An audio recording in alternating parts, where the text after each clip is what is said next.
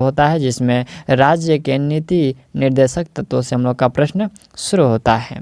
पहला जो प्रश्न हम लोग का ये रहा, प्रश्न के भारतीय संविधान के किन अनुच्छेदों में राज्य के नीति निर्देशक तत्वों का जो है उल्लेख है।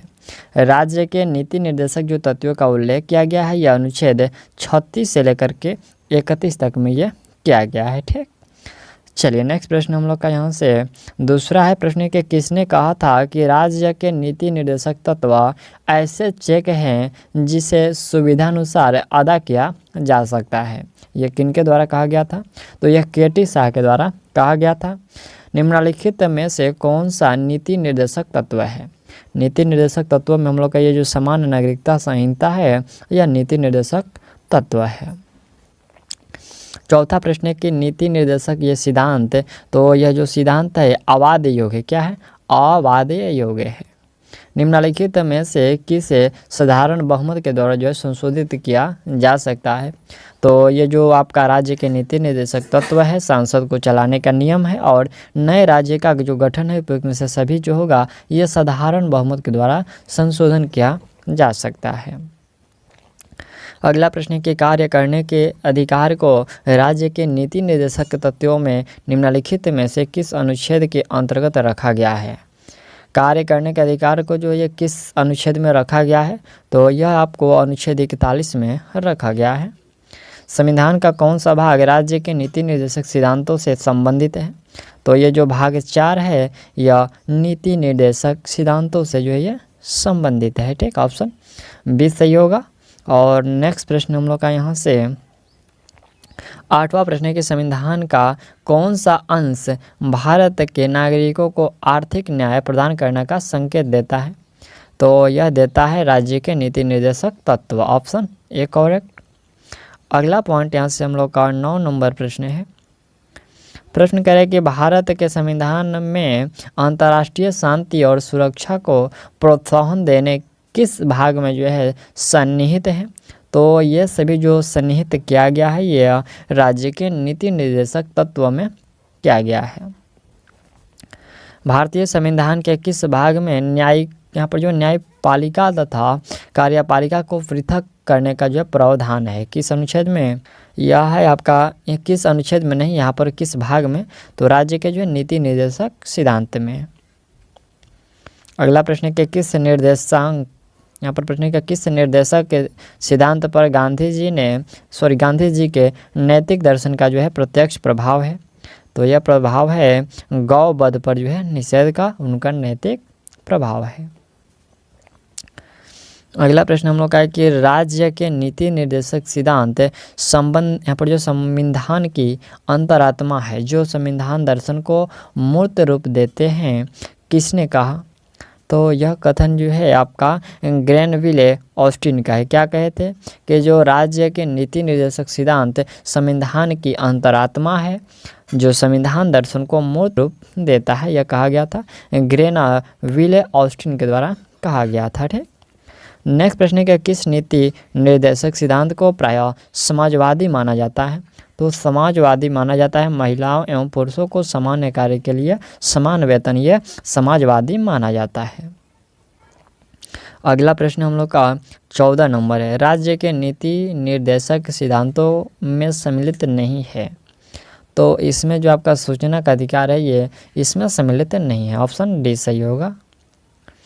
अगला प्रश्न हम लोग का यहाँ से 15 नंबर है। प्रश्न है कि निम्नलिखित में से कौन सा एक राज्य का नीति निर्देशक सिद्धांत संविधान में बाद में जोड़ा गया? देखिए बाद में जो जोड़ा गया था ये जो निःशुल्क विधिक सलाह ये बाद में जोड़ा गया था। राज्य के नीति निर्देशक सिद्धांत किस प्रकार मौलिक अधिकारों से भिन्न है? ये किस प्रकार भिन्न है जी? तो यह जो होता है राज्य के नीति निर्देशक सिद्धांत न्यायालय द्वारा परिवर्तनीय नहीं है, जबकि मूल अधिकार जो होता है वो परिवर्तनीय है, इसलिए ये आपका भिन्न हो गया। ठीक, नेक्स्ट प्रश्न 17 नंबर है, समान न्याय और निःशुल्क विधि सहायता का जो प्रावधान है संविधान के किस अनुच्छेद में है? तो ये संविधान के अनुच्छेद 39 के क के अंतर्गत है। भारतीय संविधान के अनुच्छेदों में कौन सा अनुच्छेद जो है राज्य सरकारों को ग्राम पंचायतों को संगठित करने का निर्देश देता है? तो यह जो होता है अनुच्छेद 40 इसका निर्देश देता है।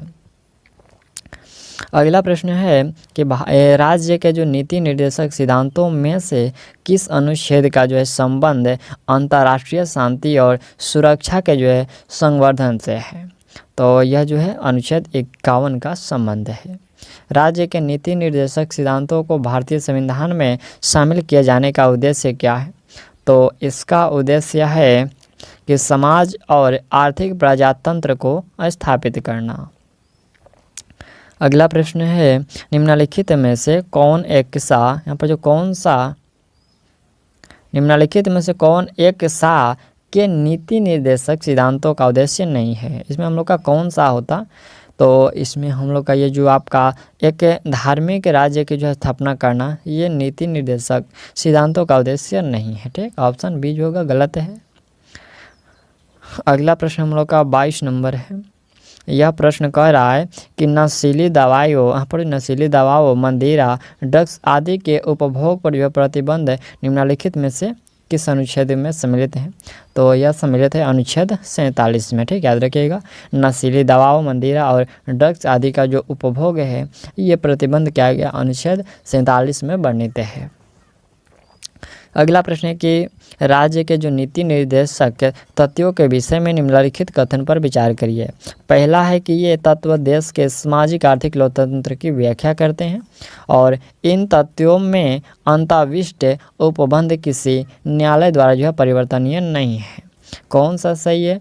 तो इसमें हम लोग का जो दोनों ही कथन बिल्कुल सही है। ठीक, दोनों स्टेटमेंट सही है। चलिए अगला प्रश्न 24 नंबर है। प्रश्न के निम्नलिखित में से कौन जो है संविधान के 42वें संशोधन द्वारा नीति निर्देशक तत्वों में नहीं जोड़ा गया? कौन सा जो है नहीं जोड़ा गया था? तो सामान्य नागरिक संहिता यह नहीं जोड़ा गया था। अगला प्रश्न कि भारत के कल्याणकारी राज्य होने का विचार पाया जाता है। तो यह विचार जो होता है संविधान के प्रस्तावना में, राज्य के नीति निर्देशक तत्वों में, इन दोनों में जो है पाया जाता है। अगला प्रश्न 26 नंबर है। प्रश्न है कि भारत के संविधान के अनुसार निम्नलिखित में से कौन सा भाग देश के शासन का आधार है? देश के जो शासन का जो आधार है यह राज्य के नीति निर्देशक तत्व है। अगला प्रश्न कह रहा है कि भारत में निम्नलिखित में से किस भाग में जो है ग्राम पंचायतों के संगठन संबंधी प्रावधान किया गया है? तो यह प्रावधान किया गया है राज्य के नीति निर्देशक सिद्धांत में। ऑप्शन हम लोग का इसमें सी करेक्ट होगा। ठीक,